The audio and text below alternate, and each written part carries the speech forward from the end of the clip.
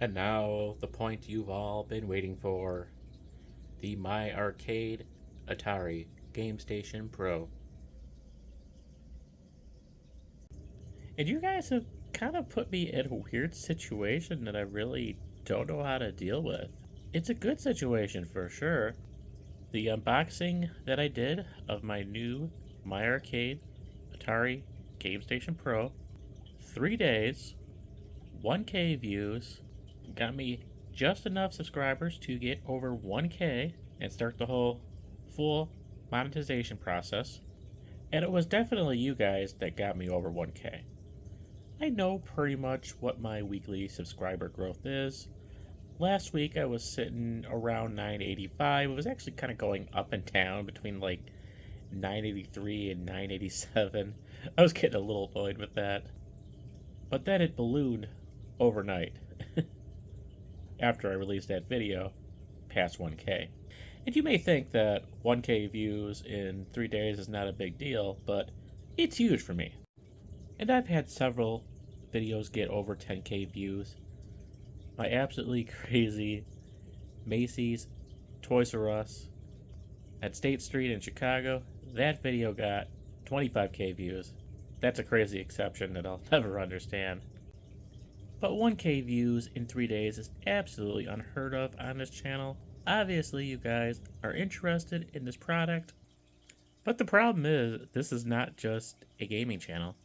Yes, I do cover gaming stuff. I also cover retro arcade games. My cousin owns an arcade. I've gone to many Midwest gaming classics. I typically only do these long-form personal videos when I have an update to show you in Wayne's Arcade World, my game room slash arcade. Maybe I'm moving some stuff around. Maybe I got a new toy, like the Atari Gamestation Pro. But those are not a regular thing. I don't have the money to make this an unboxing channel. I don't have sponsors giving me free stuff. I mean, I'm at 1K subscribers now, but I don't think that'll be coming anytime soon. I also cover nature stuff, travel stuff, malls, retail history. This is basically a big old vlog of my life. My memories, my interest, sharing it with you. I hope you'll stay subscribed. Maybe click that notification bell. Obviously, you want more gaming stuff. I'm going to give it to you. But I do plan this year to do a lot of gaming content via live streams. And fair warning, I do these live streams at very odd hours, sometimes and most often in the middle of the night. But I do keep all my live streams on the channel, over in the live tab. You should get a notification once they post publicly. I want to do a lot more of those this year. But I feel like I owe you guys something for, the great views and getting me over 1K subscribers. Which is why the only thing I can think to do is do an official review video. If for some reason you didn't see that unboxing video, I will link it in the description below. But what I am going to do tonight is give you as much information as possible about this product, just in case you are on the fence and thinking about buying it. There is a lot of Atari products out there, believe me. I'm kind of confused too, including some of which I have here in Wayne's Arcade World, including these Atari flashbacks, which I plan to continue to play on the live streams. I also have a mini NES, a mini SNES, a mini Genesis, and also a Wii. That being said, keep in mind that not all of the live streams will be focused on the Atari Gamestation Pro. Now, please understand that I am not a professional reviewer of anything. Alright, now, a lot of this we did go through in the unboxing. So, we have an HDMI port, hooks up to the TV obviously, and it will come with a very small USB-C to USB-A cord. That is your power source. Now, it is a very short cord. It's meant to hook into the USB port on your TV. Mine is occupied by my Roku, unfortunately, so basically I just have my long phone charger and it plugs right into the power outlet. Done, taken care of, works just fine. There's a power button, reset button, 2 controllers. They're all RGB, if you watch that unboxing video. There's also 2 USB-C ports on the front because you can hook up USB-C to USB-C, I guess, from the controller to the unit itself. If you don't want to use the batteries, this is a pretty basic 4 AA batteries. Nothing too crazy there. And then it's wireless. So, got some options there. All right, let's get the TV on. All right, let's power it on. Show you the intro screen. There's your RGB.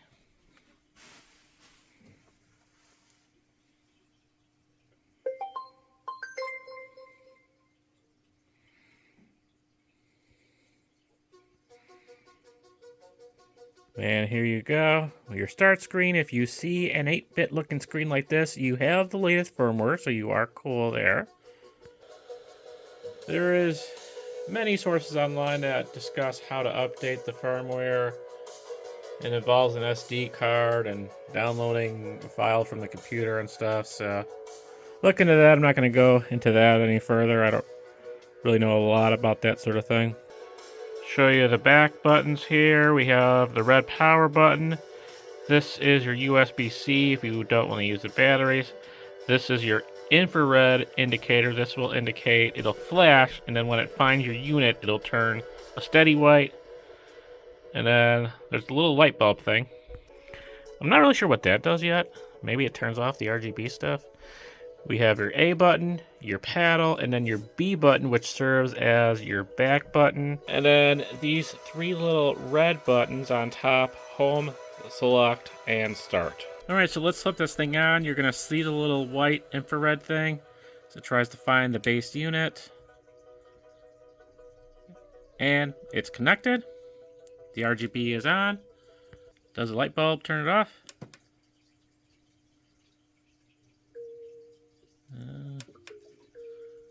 Okay, not sure what that does. I mean, I think the RGB is pretty cool. Why would you want to turn it off? We have 3 options in the main screen: Atari games, bonus games, and settings. A button is what you use to get to most screens, and B button to go back. You also have the home button if you want to go back, as well as this home or reset button on the main unit. All right, let's talk about the controller real quick.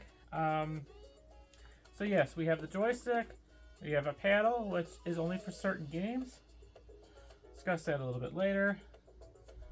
Otherwise, it feels really nice. If you are of a certain age like I am, you'll remember how stiff and difficult it was to move the original Atari 2600 controller around. You definitely got cramps in your hand and wrist after a while. None of this. Very, very smooth. Feels very, very good. There's also a little red, I think they call it the C button here. This does stuff too, depending on the game. Now, if you do prefer those stiff controllers, then by all means, get one of those old Atari flashbacks that I have. Yeah, those things are the original stiff controllers. So. Alright, let's start with going over the settings. We have some interesting options here. We have, for aspect ratio, we have original, which is going to be how the game would originally look on like an old TV or whatever. Or you can widen out to full screen. Bezel art will let you have just a black border, some sort of design that basically looks like an old CRTV. That's kind of neat.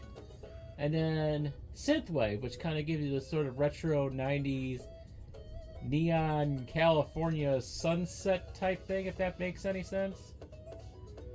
Scan lines, that is interesting. So if you want to have the lines that would kind of appear like on an old CRTV, you could put that on or off, so that's kind of cool.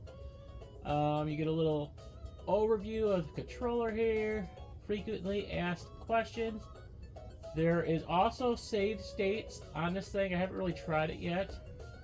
And then an about section, you can register your product, follow them on social media, or do a factory reset on all the settings.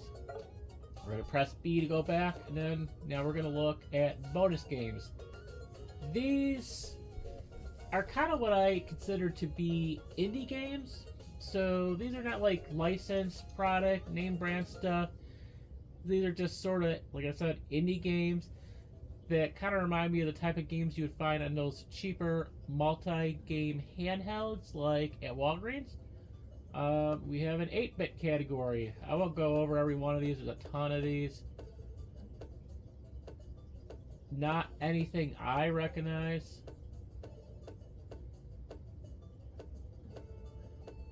Then you have a 16-bit section. I do plan to dedicate a live stream just to kind of playing these indie games. I think that would be pretty interesting. Won't be the next live stream, but that won't be too far down the road. Then we have an arcade category. Just funny because I don't remember any of these arcade games being in arcades. And like I said, my cousin owns an arcade business, so I'm not familiar though. And then we have multiplayer. It'll actually give you a category for games that you could play 2 players, both of the controllers, so that's cool. And then you have a recent category, which is games that you have played recently. And if you ever have further questions on the games or the system in general, feel free to reach out to me. I could be reached out through DMs on either Facebook, Instagram, or SpaceHey. And then I also have an email listed you can find on my YouTube homepage or through my Linktree profile. So that's the bonus game settings. Now let's go into the main Atari games. And there's an interesting mix of things here. Couple things that I actually have on the Atari flashbacks that I don't have here. There are definitely some repeats, for sure. Let's start with the biggest category, which is Atari 2600. We have 3D Tic-Tac-Toe, Adventure, Adventure 2, Air Sea Battle, Aqua Adventure, Asteroids, Atari Video Cube, Basic Math, Basketball Bowling, Boxing Breakout, Canyon Bomber, Centipede Championship Soccer, Circus Atari, Combat, Combat 2, Crystal Castles, Dark Chambers, Demons to Diamonds, Desert Falcon, Dodge'em, Double Dunk, Drag Race, Fast Eddie, Fatal Run, Flag Capture, Football, Frog Pond, Golf, Gravatar, Hangman, Haunted House, Home Run, Human Cannonball, Indy 500, Maze Craze, Millipede, Miniature Golf, Missile Command, Moto Rodeo, Night Driver, Off the Wall, Outlaw, Pong, Quadron, Radar Lock, Real Sports, Baseball, Real Sports, Basketball, Real Sports Boxing, Real Sports Football, Real Sports Soccer, Real Sports Tennis, Real Sports Volleyball, Roadrunner, Saboteur, Save Mary, Secret Quest, Skydiver, getting there, Slot Racers, Solaris, Space Raid, Space War, Sprint Master, Steeplechase, Street Racer, Stunt Cycle, Submarine Commander, Super Baseball, Super Breakout, Super Football, Surround, Sword Quest Earthworld, Sword Quest Fireworld, Sword Quest Waterworld, Tempest, Video Checkers, Video Pinball, Warlords, Wizard, and Yar's Revenge. That's the Atari 2600. Now, from here on out, the selection is a bit limited, surprisingly. Something I'm a little disappointed about. If you are a big fan of the Atari 5200 or the Atari 7800, and you're looking to buy this because it does have the 5200 and 7800 games, sadly, I think you are going to be disappointed. So hopefully this video will help you decide whether it's going to be worth it for you. For me, if I was going exclusively for 5200 or 7800 games, I would probably not have picked this up. A big reason why I picked it up was for the arcade section. I'll show you that in a little bit. But the 5200 has Centipede, Frisky Tom, Meeb Zork, Millipede, Missile Command, Real Sports Baseball, and Real Sports Basketball. That's it. No Joust. One of my favorites, no Moon Patrol. Also one of my favorites. Now, to the Atari 7800, to their credit, there's a little bit more, but there's still only these 10. We have Alien Brigade, Asteroids, Basket Brawl, Centipede, Dark Chambers, Desert Falcon, Food Fight, Motor, Psycho, Real Sports Baseball, Scrapyard, Dog. I'm not an expert on how many games they made for the 5200 or the 7800, but I feel it was a lot more than this. I could be wrong. Arcade. Now, this is exciting because if you watched my latest live stream, you'll see that I played a bunch of games that I used to have at the original Wayne's Arcade World, including the arcade version of Avalanche and the arcade version of Centipede, which they have here. That's one of the things I was most excited about. Alpha 1, Asteroids, Asteroids Deluxe, Atari Baseball, Atari Football, Atari Soccer, Avalanche, Basketball, Canyon Bomber, Centipede. Yeah, they have more arcade stuff than they do the 5200 or 7800. Cloud9, Crystal Castles, Dominoes, Drag Race, Fire Truck, Food Fight, Gravatar, I, Robot, Liberator, Lunar Battle, Lunar Lander, Major Havoc, Millipede, Missile Command, Monte Carlo, Night Driver, Pull Shark, Quantum, Red Baron, Runaway, Skydiver, Sky Raider, Space Duel, Super Breakout, Super Bug, Tempest, Tournament Table, Ultra Tank, Warlords, and that's it. Good selection. I'm not familiar with all those arcade games. Definitely a few of them are, but... And then we can go to the paddle games. This is kind of nice. It'll tell you what games you can use the paddle for. It was kind of interesting. I was having a hard time operating Centipede with the joystick, and I was thinking, oh, maybe the paddle would be nice for that. But then I'm thinking, oh wait, I thought about that today. I'm like, no, because you can go left and right with it, but you wouldn't be able to go up and down. So that's not right. But I was thinking also I played during the live stream. I played Tempest, which would have been kind of nice. So there's probably some games which would be nice if you had an option of either or. But this is what you could play with the little paddle thing. We have, of course, Avalanche, Atari Breakout, Canyon Bomber, Circus Atari, Demons 2 Diamonds, Night Diver, Pong, Steeplechase, Street Racer, Stunt Cycle, Super Breakout, because it's for all the categories. So the 2600 version, the arcade version, Tournament Table, Warlords, and Warlords. This also has another list of all the games you can play multiplayer, and the recent list. So yeah, so far we played Avalanche, Tempest, Bowling, and Centipede. And there you go. That is the My Arcade Atari Gamestation Pro. Overall, I'm pretty happy about it. If I did have any gripes, I would say probably that it is very limited in the games for the Atari 5200 and the Atari 7800. Of course, it does have that SD card slot, so if you have ROMs for other Atari games or Nintendo and Game Boy, I believe, you can play those games on this as well. So you can get more games on this. You just have to do the work with the SD cards and ROMs. All the legality of that, I will leave that to you to decide. It's very reasonably priced. I think it was around $60 when my family picked it up. It was available on Amazon and Walmart. Reasonably priced compared to the Atari VCS, and I think there's another one that you can actually put cartridges into. It's pretty crazy how many Atari products are out in the market right now. And it basically started with this Atari Flashback back in 2004. I also have the Atari Flashback 2 and the Atari Flashback 5.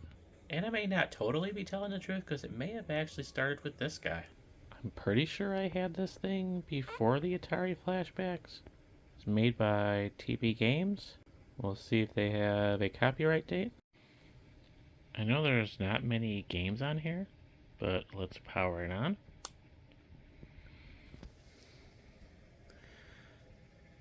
Alright, so I don't know if you saw that, but it did say 2002, so yes, it does predate the first Atari flashback. It is by Jax Pacific. Definitely a name you are probably familiar with if you're around my age and collecting these little handhelds. And this is the only selection we get. Boy, have we come a long way. I mean, they do list a website, which is kind of impressive for 2002.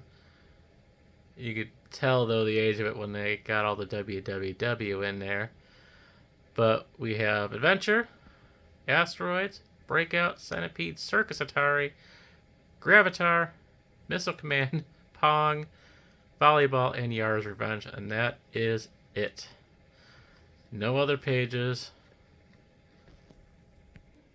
The same typical rough Atari 26 controller. Similar to the flashbacks.